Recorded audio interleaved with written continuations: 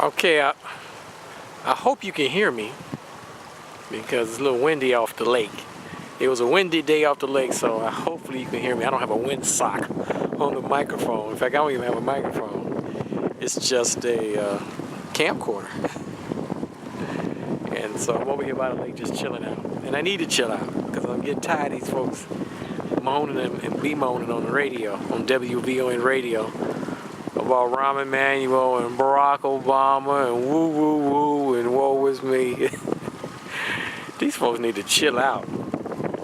I'd have been the same way. In fact, I was the same way 10 years ago when I was in my 40s, 20 years ago in my 30s, and 30 years ago when I was in my 20s. And it's damn cheap. Relax. So I'm over here by the lake relaxing. And the lake is very relaxing. It's extremely relaxing. And I need to relax because I do get worked up. And I shouldn't care. One day I'd be like the Buddhist monk and just meditate and chill out all day. I ain't there yet. We'll get there eventually. But I hear these folks bemoaning and crying about Barack Obama, of course, the president, Barack Obama. But Rahm Emanuel's got to go. You got to run somebody against them. I've heard that when Harold Washington ran a long time ago. Harold Washington, I think, ran for mayor in 1977, I think. Either 76, 77. He ran, I think, not too long after the death of the first Mayor Daley, I believe. But he was basically a nobody to people who don't pay attention to politics every day. I think he lost. I'm not a historian. You go ask a historian. I think Harold Washington lost the first time he ran for mayor. And I think in 1983 he said, I'll run again, but y'all got to get serious. And folks are mad enough and they got serious, and Harold Washington became mayor. In fact, he won twice, 83 and 87. But folks, that was a long, long time ago. A lot of folks have been born since 1987. A lot of folks have died since 1987. And you can't go back to 1987. You can't go back to 1993. 1983, which is 30 years ago. You just can't go back. So this whole thing about getting rid of the mayor, that's nice. If you get rid of a mayor, Rahm Emanuel, okay, you got rid of him. Okay, big deal. What do you do now? It's like Barack Obama became president. I voted for Barack Obama twice. But I'm realistic. He's the president of the United States.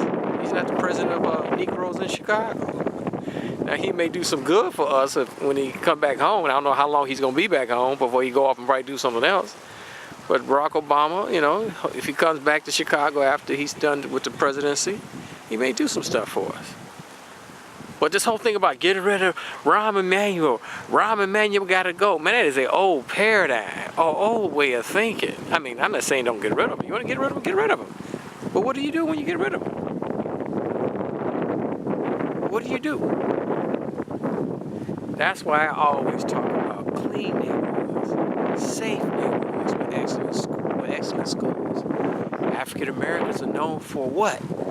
Crime. Well, a lot of us live in nice suburbs, but if you think about Chicago and other urban cities, urban centers, crime, children out of wedlock, total destabilization, other immigrant groups running our businesses in our community. The place ain't safe for women and children. Most of us scaredy Negroes like me, we don't come outside at night. We don't walk down our neighborhood at night. We don't walk our dog down the street, up and down the street.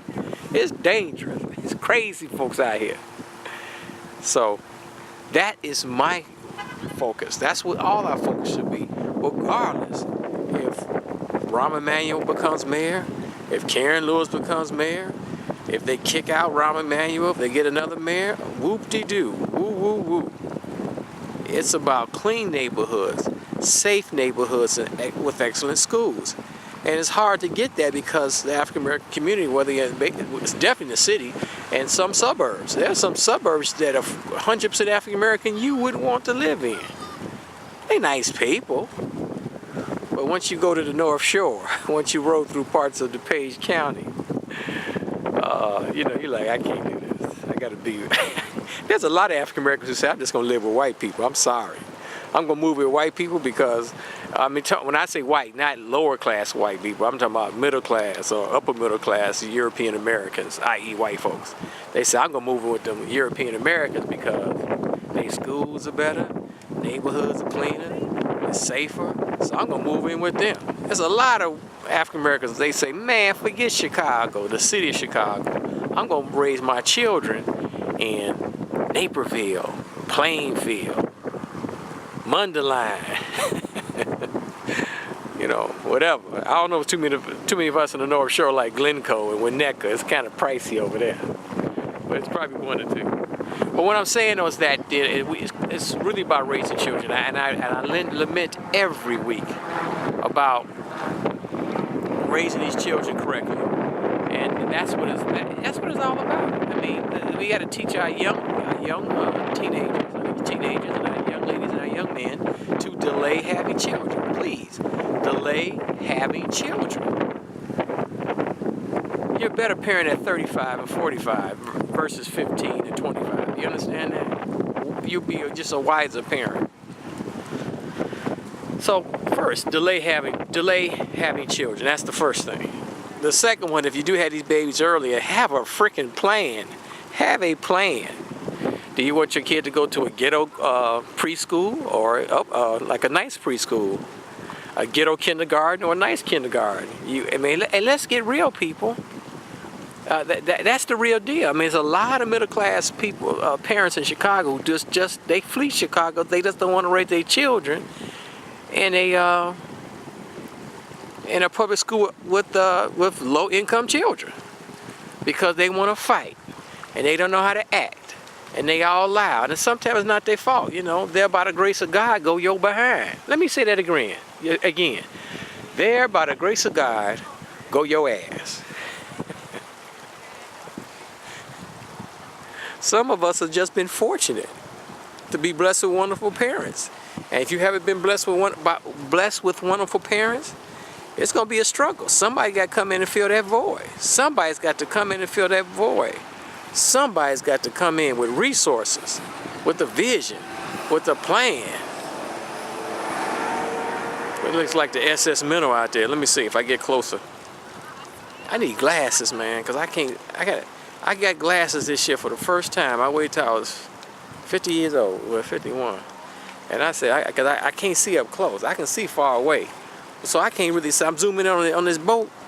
It looks like the SS Minnow. No, it's bigger than SS Minnow. It's faster, I'll tell you that much. But I can't see it looking at the little screen here because I can't see up close. The doctor said I got astigmatism, whatever that means. He gave me bifocals. And I got the ones with the lines in them because I didn't want to pay for the ones that ain't got no lines in them. One day I'll show them to you. They in the car. So, what was I? Clean neighborhoods, safe neighborhoods with excellent schools. See, I'm a pseudo-bourgeois Negro. I mean, if I had the education that I really should have gotten, I would have lived. I see one of these pretty buildings. Look at this little building over here. This like, I forgot what they call this, the Millennium Building or something. That is a beautiful high-rise tower. See, that's why if I had got my act together, I was a good Negro, I'd live over there. That's what I'm talking about. Yes, sir. There's another cool building over here. I don't know what the name of that building is over there on Roseville Road. That's a nice tower. And I've been to some of these buildings. You know, I'm a limo driver. So and you go to some of these buildings, you see some African Americans who live in some of these high rises. And you can't blame them. There's a cluster over here. There's a nice cluster over here. Right near that's the Amico building right there. And that's the Blue Cross Blue Shield building. Like I said, I can't see if I zoom in. Y'all gonna have to help me. See, that's the Auto Drive East. That's been there since I've been a kid. And it's Harbor Point. I think it's Harbor Point. What do they call that building? And Lake Point Tower right there. This used to be like the tallest apartment building in the country. I think one of those Trump towers. Trump got like 50,000 towers in America. I think one of his Trump towers in Manhattan is taller. And for those of y'all know, this is the Trump Tower in Chicago. Of course, they got a million Trump towers. It's just the one in Chicago right here. I need my tripod out because I can't hold the camera still. My arm hurt. All right, what was that? Let me take a break. Get my arm together.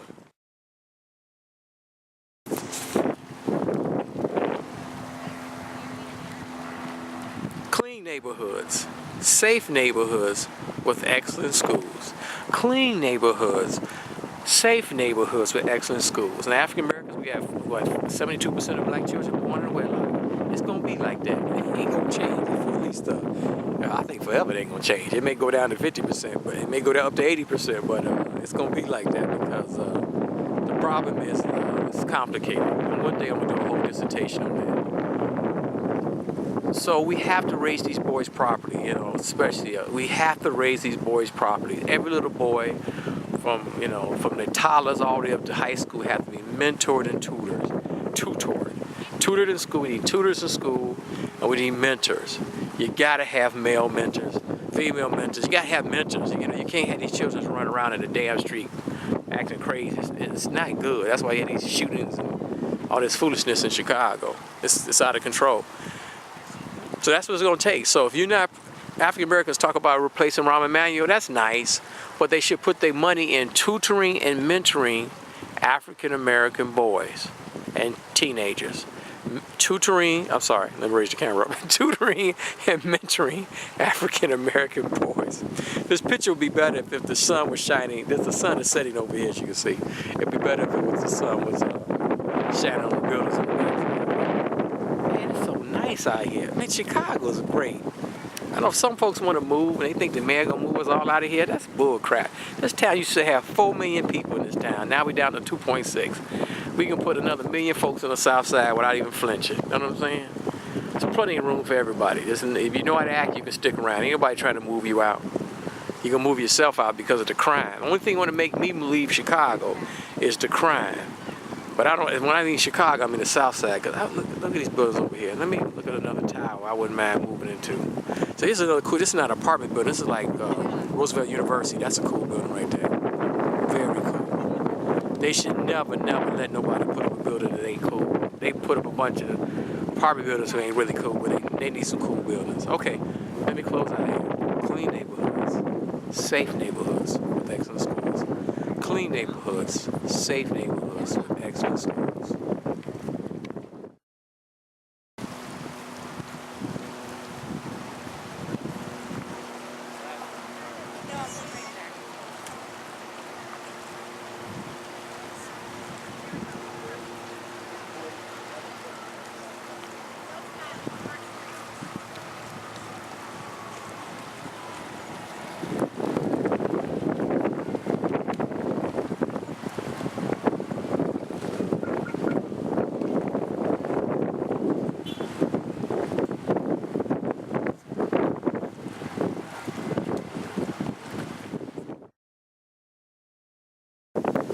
I don't know if you can see me because I can't. Like I said, I need glasses.